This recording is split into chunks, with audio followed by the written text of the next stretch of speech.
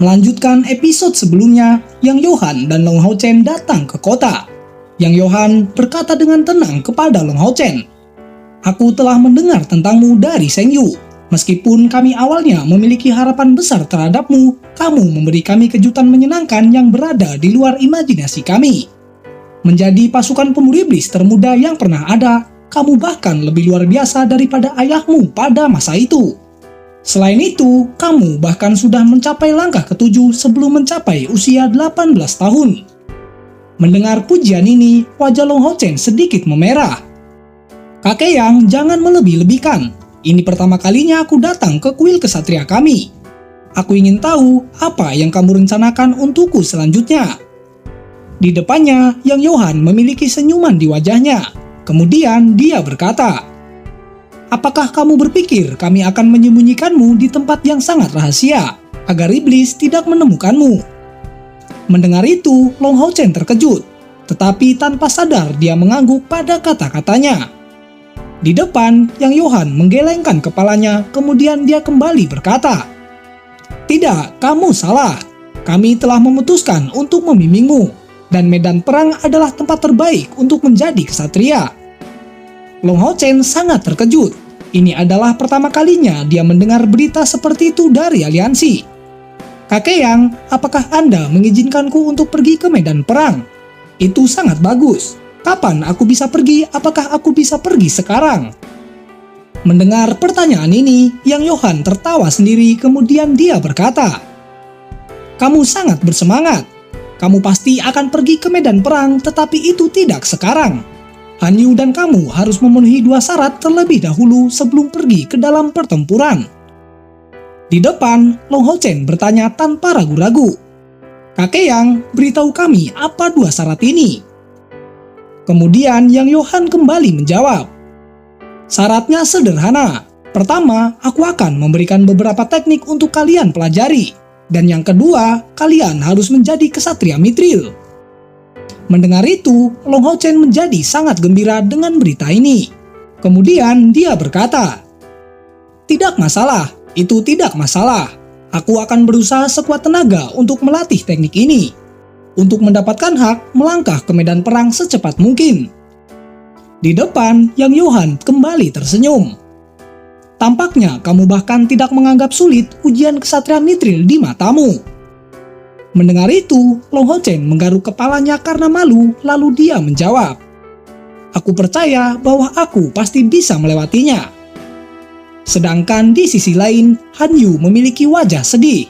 Dia sekarang berada di langkah ke-6 dari kultivasi.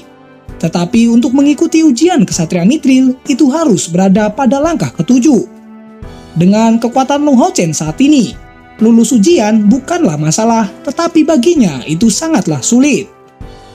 Yang Yohan memiliki senyum misterius di wajahnya saat dia berkata, "Jangan menganggap cobaan ini begitu ringan. Kamu tidak sama dengan yang lain. Jangan lupa kamu merupakan putra cahaya. Selain itu, kamu juga ditunjuk sebagai penerus kepala kuil kesatria kami. Tentu saja ujian akan lebih keras daripada yang lain. Kamu akan mengerti ketika waktunya tiba." Mendengar itu, Long Hao Chen mengangguk tanpa mengedipkan matanya. Situasi yang lebih buruk baginya adalah dikurung dalam perlindungan. Jika semuanya berjalan seperti itu, akan sangat sulit untuk menanggungnya. Adapun dengan melewati beberapa ujian, dia cukup percaya diri tentang itu. Bahkan jika kekuatannya saat ini tidak mencukupi, setelah beberapa waktu berkultivasi, dia pasti akan berhasil. Ini adalah keyakinan dengan kekuatannya dan juga dengan bakatnya. Yang Yohan mengatur agar Long Hao Chen dan Han Yu tinggal di dalam markas. Long Hao Chen tinggal di sebelah rumah ibunya. Setelah menghabiskan waktu 2 hari di sisinya, dia mulai berlatih bersama dengan Han Yu. Markas besar kuil kesatria terletak di dalam jalur gunung penahan naga, jauh di bawah tanah. Ini adalah harta sebenarnya dari kuil kesatria. Dengan gunung suci kesatria di sisi selatan, keduanya disebut harta karun kuil kesatria. Kabarnya, tahta ilahi yang berada di harta karun tersebut terkubur di bawah tanah ini. Hanya saja Long Hao Chen dan Han Yu sekarang jauh dari memenuhi syarat untuk mendapatkan lebih banyak pengetahuan tentang tahta ilahi. Yang mengejutkan Long Hao Chen, kuil kesatria terlihat berbeda dari kuil assassin atau kuil prajurit. Itu karena di dalam gunung, dia hanya bisa melihat sebuah ruangan yang terbuat dari batu. Dan bahkan tidak bisa merasakan di mana fondasi sebenarnya dari kuil kesatria berada. Yang Yohan tidak memberi mereka penjelasan, hanya mengatur gua untuk mereka sebelum pergi. Dan dia juga memberitahu, mereka harus bisa menampilkan semua kemampuan langkah ketujuh untuk keluar dari gua ini. Memasuki gua, Long Hao Chen segera merasakan fluktuasi energi spiritual di sekitarnya yang sangat kuat. Awalnya dia berjalan di gua yang sama dengan Hanyu, tetapi setelah memasukinya, mereka tidak bersama lagi. Lebih tepatnya, berpisah satu sama lain. Dengan dikelilingi oleh energi spiritual murni dari elemen cahaya, memberikan semacam perasaan yang menyenangkan. Esensi cahaya yang melimpah mengisi 3 rongga spiritual besar Long Hao Chen di setiap napas yang dia ambil. Tanpa terburu-buru, Long Hao Chen perlahan duduk sambil merasakan energi spiritualnya yang meningkat pesat.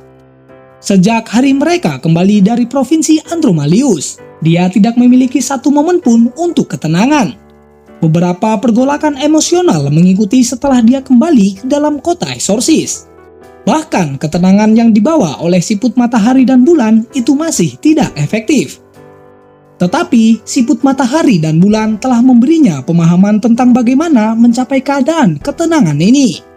Jadi Long Hao Chen tahu apa yang harus dia lakukan setelah duduk.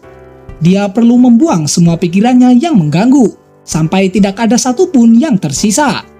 Hanya dengan cara ini, dia bisa mencapai kondisi kultivasi total, membuat kemajuan terbesar dalam waktu sesingkat mungkin. Memejamkan matanya, Long Hao Chen yang duduk masuk dalam meditasi. Menyelaraskan dengan esensi cahaya lembut di udara, wajahnya tampak jauh lebih lembut. Dengan cahaya kemasan, Yating muncul tanpa suara di belakang Long Hao Chen. Dia duduk bersila, kemudian menutup matanya. Pada tongkat di tangannya, cahaya kemasan secara perlahan berkumpul. Apa yang Yating lakukan tampak sederhana, tetapi itu memberikan bantuan besar untuk Long Hao Chen, membuatnya lebih mudah untuk menyerapnya. Di tempat lain, Yang Yohan diam-diam berdiri di sebuah ruangan dan di belakangnya ada 2 orang lainnya. Di sisi kiri, ada seorang tetua yang tinggi dan bulat, terlihat tampak cukup senang. Di sisi lain, ada seorang pria berpakaian abu-abu yang bahkan menutupi wajahnya. Di depan mereka semua, ada bola kristal dengan diameter lebih dari 1 meter, menampilkan Long Hao Chen yang sedang duduk bersila di dalam gua harta karun. Yang Yohan tersenyum saat dia berkata, "Untuk bisa tetap tenang setelah memasuki gua ilusi, anak ini telah benar-benar tumbuh. Sepertinya yang dilakukan Xingyu memang benar. Melalui pengalaman sendiri, anak ini telah tumbuh dengan kemampuannya sendiri." Namun, seorang tetua di belakang Yang Yohan mendengus saat dia berkata, "Benar apanya? Sebelumnya aku berkata akan membimbing Long Hao Chen di bawah sayapku, tetapi dia menolak." Mengatakan itu, dia melirik pria berpakaian abu-abu yang wajahnya tersembunyi. Mendengar itu, Yang Yohan tersenyum. "Kakak Long, jangan seperti itu. Tanpa Xingyu, apakah Anda akan memiliki cucu yang begitu baik? Selain itu, Anda bahkan belum memperkenalkan diri padanya. Meskipun dia adalah cucumu, dia juga merupakan harapan masa depan kuil kesatria kami." Jika Long Hao Chen mendengar kata-kata ini, dia pasti akan sangat terkejut. Penatua itu adalah kakek kandungnya. Jika dia melihatnya secara langsung, dia tidak akan menemukan banyak kesamaan dalam penampilannya. Tetua ini bernama Long Tianying, merupakan kesatria ilahi lainnya dari aliansi kuil, pemegang tata ilahi, ketertiban, dan hukum. Apalagi Long Hao Chen, bahkan di dalam kuil kesatria, hanya sedikit petinggi yang tahu tentang hubungan antara Long Tianying dengan Long Xingyu. Ini merupakan aturan standar dalam keluarga Long. Tidak peduli seberapa kuat para tetua, generasi yang lebih muda harus mengandalkan kemampuan mereka sendiri. Saat itu, Long Xingyu juga mengandalkan usahanya sendiri yang akhirnya menjadi kesatria ilahi. Kembali pada tempat Long Hao Chen, dia masih duduk dengan tenang, tetapi apakah Long Hao Chen setenang penampilannya? Saat dia menutup matanya, berbagai gambaran tercetak dalam dirinya. Sosok Chai-er yang memegang tongkat merupakan yang pertama. Diikuti kebangkitannya sebagai dewa yang dipilih. Kemudian itu langsung berubah menjadi saat dia duduk di kamarnya pada saat mereka berpisah. Setelah Chai-er, muncul bayangan ayahnya yang mengawasinya dengan ketat dan sepertinya sedang mengatakan sesuatu padanya. Lalu diikuti ibunya. Sejak muda, ia terpisah dari kedua orang tuanya dalam jangka waktu yang lama. Setelah tidak bersama selama lebih dari 10 tahun, mereka akhirnya bersatu kembali dengan susah payah. Dalam keadaan seperti ini, bagaimana dia bisa tetap tenang? Pertukarannya dengan siput matahari dan bulan tidak banyak. Tetapi salah satu poin terpentingnya merupakan putra cahaya yang dipilih oleh dewa tidak sama dengan yang lain. Keuntungan terbesarnya hanyalah kesempurnaan jiwanya. Namun, kesempurnaan ini juga merupakan masalah terbesarnya. Menjadi terlalu sempurna memungkinkan ketidaksempurnaan muncul dengan mudah. Oleh karena itu, kesadaran diri adalah poin yang sangat penting bagi seorang yang dipilih oleh dewa. Benar, kesadaran diri. Hanya dengan tetap selalu sadar diri, menjaga pikiran dan hati yang jernih, putra cahaya akan tetap menjadi dirinya sendiri selamanya. Dalam hati, Long Hao Chen bergumam dengan tulus. Terima kasih siput matahari dan bulan. Saat ini, duduk di belakang Long Hao Chen, Yating merasakan perubahan paling efektif. Sebagai peri cahaya, kedekatan dengan cahaya tidak ada yang dapat menandinginya. Karena tubuhnya sendiri dapat digambarkan sebagai perwujudan dari cahaya. Pada saat Long Hao Chen baru saja mulai berkultivasi, dalam indera Yating, tuannya hanya diam-diam menyerap esensi cahaya. Tetapi saat dia tenang, dia benar-benar masuk dalam keadaan meditasi. Tubuh Long Hao Chen tampak transparan di mata Yating. Memasuki kondisi brilliant body dengan esensi cahaya Yating membantunya menyerap mulai terasa tidak cukup baginya. Inilah salah satu manfaat di dalam hati yang jernih dari putra cahaya. Long Hao Chen mendapatkan berkah terbesar dari Dewi Cahaya. Dengan esensi cahaya memasuki dirinya secara alami, bagaimana mungkin kecepatan kultivasinya tidak cepat? Dalam esensi cahaya hangat ini, Long Hao Chen berendam sangat dalam. Dia secara bertahap melepaskan segala sesuatu yang membebani hatinya, mengumpulkan semua perhatiannya dalam pemahaman cahaya. Kecemerlangan di sekitar tubuhnya mulai mendapatkan intensitas, sejauh melalui bola kristal yang Johan memperhatikan perubahan bertahap ini. Namun, kesatria ilahi pertahanan dan perencanaan ini tidak mungkin menonton Long Hao Chen terlalu lama. Perang sudah di depan mata, dan dia memiliki banyak masalah lain yang harus ditangani. Iblis dan manusia telah mengumpulkan dendam selama beberapa ribu tahun, dan sekarang membiarkannya meledak sekaligus. Dengan 6 benteng besar sebagai medan perang, iblis menyerang sementara aliansi kuil sedang bertahan. Kabarnya, di setiap medan perang utama ini, ketika melihat ke bawah dari ketinggian, seseorang bisa melihat darah menguap di udara. Ini adalah perang yang kejam. Baik itu dalam serangan atau pertahanan, kerugian pihak iblis jauh lebih tinggi daripada manusia. Tetapi pasukan iblis juga jauh lebih banyak daripada manusia. Ini merupakan pertarungan antara dua ras berbeda. Tanpa perlu mobilisasi perang, semua prajurit dari aliansi kuil menggunakan darah dan daging mereka untuk melindungi bagian terakhir dari wilayah manusia. Seorang ahli dari kuil manapun hanya memiliki satu hal dalam pikiran mereka di dalam perang suci ini, yaitu bertarung dengan darah mereka. Di tempat lain, di dalam rumah lelang aliansi, rumah lelang telah mengumpulkan banyak barang yang semuanya dipasok kepada aliansi tanpa kecuali. Ini merupakan arti dari rumah lelang besar aliansi, dan sebagai penggantinya, Feng Linger tahu dengan sangat jelas bahwa rumah lelang besar aliansi sebenarnya bukan milik keluarganya, tetapi itu milik seluruh aliansi kuil. Pada awal perang suci, sumber daya keuangan yang dikumpulkan oleh rumah lelang terbukti sangat penting. Berbagai rumah lelang menjadi penyedia senjata dan peralatan terbesar yang menggunakan energi spiritual. Melalui proses pengumpulan yang ketat di rumah lelang besar, berbagai senjata ampuh, kristal sihir, dan bahkan berbagai jenis senjata seperti meriam sihir diangkut ke dalam garis depan. Menggosok matanya karena kelelahan, Fenglinger bersandar di kursi. Matanya yang jernih dipenuhi dengan kekhawatiran yang mendalam. Apakah aliansi akan benar-benar berhasil? Kedatangan iblis itu terlalu mendadak. Faktanya, Kaisar Dewa Iblis menganggap seseorang sebagai kondisi akhir.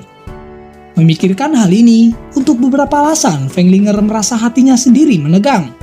Tetapi, samar-samar sosok tinggi muncul di dalam benaknya.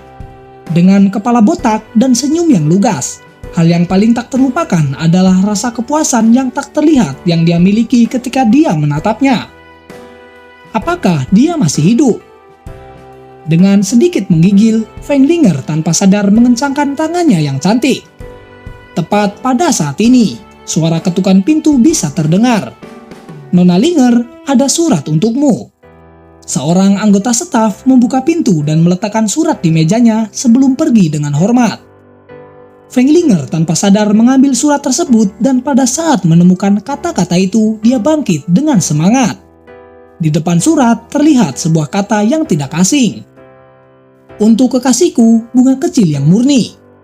Melihat itu, Fenglinger berkata dengan keras, "Itu bajingan si Masian, ternyata kamu masih hidup." Pada saat dia mengucapkan kata-kata terakhir ini, Fenglinger tidak bisa menahan air matanya yang jatuh. Tulisan tangan orang itu tidak patut dipuji, tetapi kata-katanya masih bisa terbaca. "Nona Linger, aku minta maaf karena memanggilmu bunga kecil yang murni. Jika kamu bisa melihat surat ini, artinya kamu masih ingat namaku. Di sini, aku punya kabar baik dan kabar buruk untuk diberitahukan kepadamu. Kabar baiknya bahwa aku masih hidup dan sudah kembali ke markas besar kuil pendeta. Sedangkan untuk kabar buruknya, aku masih berada di garis depan dengan pasukanku untuk sementara telah dibubarkan. Sebagai pendeta di zaman baru, aku akan memastikan untuk mempertahankan kuil kita. Pada awalnya, aku tidak ingin menulis surat ini. Tetapi sejak kembali dari wilayah iblis, aku secara tidak sadar memikirkanmu dalam mimpiku setiap malam. Cinta pada pandangan pertama adalah berkah, tetapi juga rasa sakit yang luar biasa. Sekarang, aku benar-benar ingin melihatmu lagi, tetapi aku tidak tahu apakah aku masih punya kesempatan lain. Aku berharap kamu bisa meraih kebahagiaan di masa depan. Bahkan dalam pelukan Tuhan, aku akan mendoakanmu. Jangan khawatirkan aku. Sebagai seorang pria yang terlanjur mencintaimu, aku tidak akan menjadi pengecut. Aku akan mengorbankan setiap tetes darahku di medan perang sampai akhir." Dengan bodohnya menatap surat ini, Fenglinger berdiri tak bergerak untuk waktu yang lama. Air mata mulai menetes di wajahnya dan emosi yang terkubur di dalam hatinya muncul kembali. "Bajingan, kamu tahu dengan jelas bahwa aku tidak mau kamu memanggilku bunga kecil yang murni. Jadi kenapa kamu terus melakukan ini? Aku sangat membencimu. Tetapi jika kamu mati dalam perang, aku akan membencimu selamanya. Kamu harus kembali hidup-hidup, tidak peduli berapa lama, aku akan menunggumu." Waktu berlalu. Dalam sekejap mata, 3 bulan telah berlalu. Tidak ada yang mengharapkan itu. Tetapi yang pertama keluar bukanlah Long Hao Chen yang lebih kuat, tetapi itu malah Han Yu. Dalam waktu 3 bulan, Han Yu mempelajari semua kemampuan dari langkah ke-6 yang diberikan kepadanya, termasuk banyak teknik rahasia. Gua Ilusi merupakan tempat di mana teknik sebenarnya dari kuil kesatria hadir. Di dalamnya tidak hanya teknik dasar, tetapi juga teknik rahasia yang ditinggalkan oleh generasi kesatria ilahi berikutnya. Mereka yang mendapatkan hak untuk masuk semuanya memberikan kontribusi kepada aliansi dan akan menjadi bagian dari generasi baru yang akan memimpin aliansi. Saat ini, Long Hao Chen dan Han Yu memiliki kualifikasi. Selain Long Hao Chen menjadi dewa yang dipilih, mereka membuat pencapaian yang belum pernah terjadi sebelumnya dengan menghancurkan pilar Dewa Iblis. Prestasi ini sendiri telah memberi mereka kualifikasi. Setelah keluar, Han Yu diberitahu bahwa Long Hao Chen masih di dalam. Setelah mengetahui ini, dia memilih untuk berkultivasi di balik pintu tertutup tanpa ragu-ragu. Salah satu syarat yang Yohan berikan padanya adalah menjadi kesatria Mithril. Meskipun dia sudah mempelajari semua kemampuan pada langkah ke-6, energi spiritualnya masih sangat jauh. Yang Yohan datang untuk mengamati Long Hao Chen sekali lagi. Tetapi saat ini, ekspresinya mulai tidak tenang. Sebaliknya, dia mulai menunjukkan kekhawatiran. Hao Chen, bagaimana mungkin kamu tidak menunjukkan gerakan sedikit pun? Melihat bola kristal besar di depannya, Yang Yohan bergumam dengan tegas. Memang, sejak memasuki gua ilusi, Long Hao Chen duduk dan berkultivasi di tempat itu. Pada awalnya, Yang Yohan memujinya karena mampu berkultivasi dengan tenang. Tetapi sekarang sudah 3 bulan, dan Long Hao Chen masih dalam kondisi yang sama, berkultivasi bersila selama ini.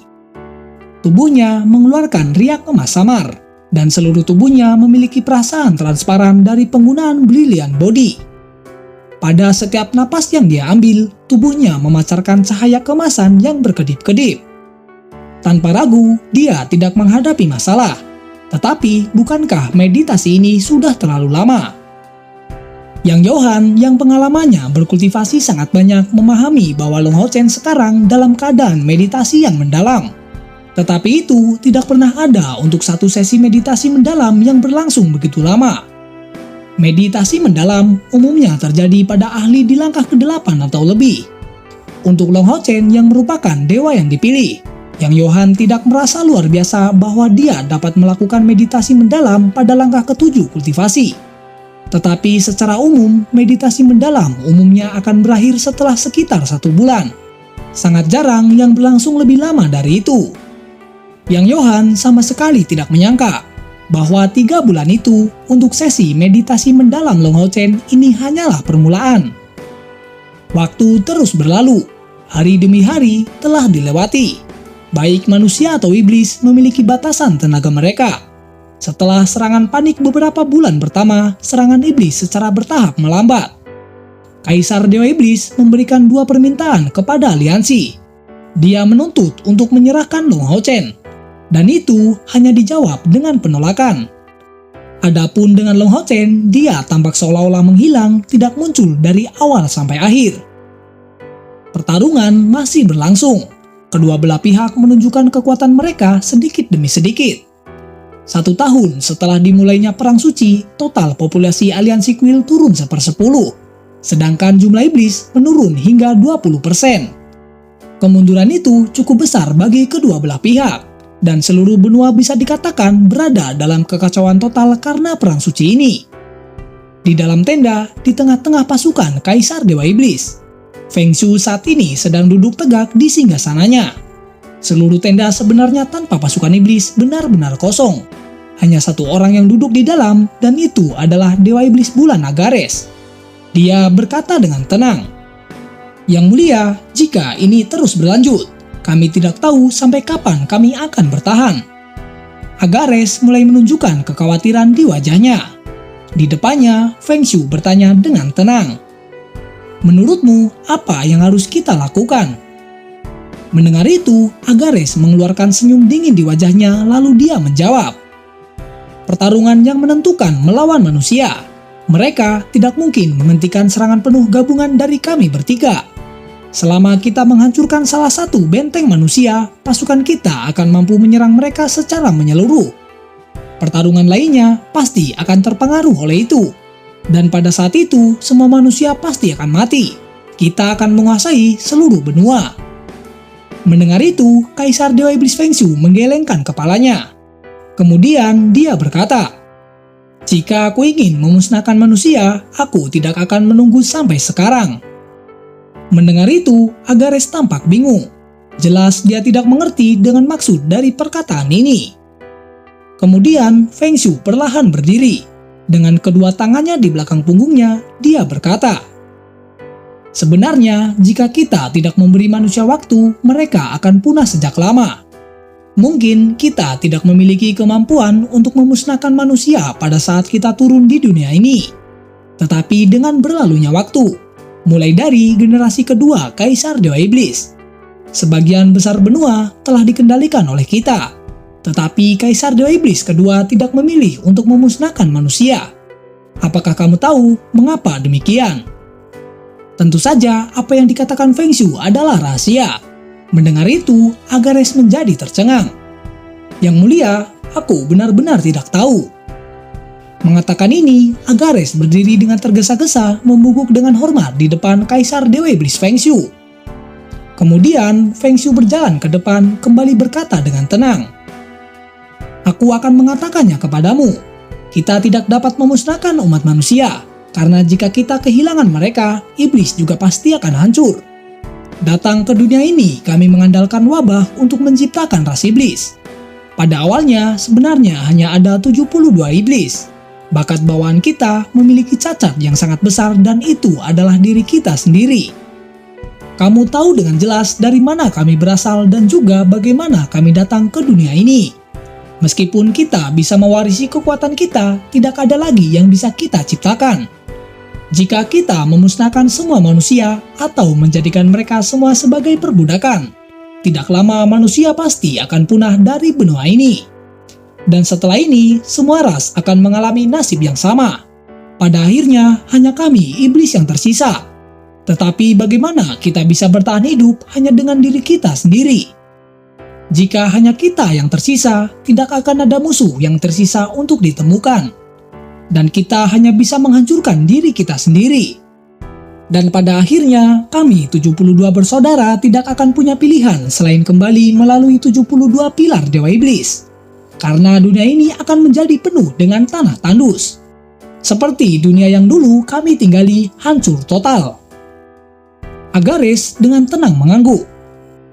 "Ya, aku mengerti. Kami tidak dapat menciptakan apapun, apalagi memanfaatkan hal-hal di dunia ini untuk membuat yang baru. Di depan atribut kegelapan kita, organisme apapun akan sulit mendapatkan bentuk yang memuaskan. Yang mulia, Anda memang benar. Jika manusia benar-benar dihancurkan oleh tangan kami hanya akan berjalan menuju kehancuran." Di depan, Feng Shui tersenyum padanya. Kemudian dia kembali berkata, "Baiklah kalau kamu mengerti. Untuk alasan ini, aliansi kuil sebenarnya dibesarkan dalam kurungan oleh kami para iblis, sehingga mereka tidak tumbuh terlalu kuat dan itulah salah satu alasan aku melancarkan perang ini. Selain itu, tujuan kita juga untuk menghancurkan Austin Griffin. Tidak peduli apapun itu, dia tidak bisa dibiarkan hidup di dunia ini. Dibandingkan dengan penghancuran diri kita, Austin Griffin adalah hal yang jauh lebih menakutkan." Bagaimana kelanjutan ceritanya? Tunggu episode selanjutnya. Bang Sin pamit undur diri dan sampai jumpa.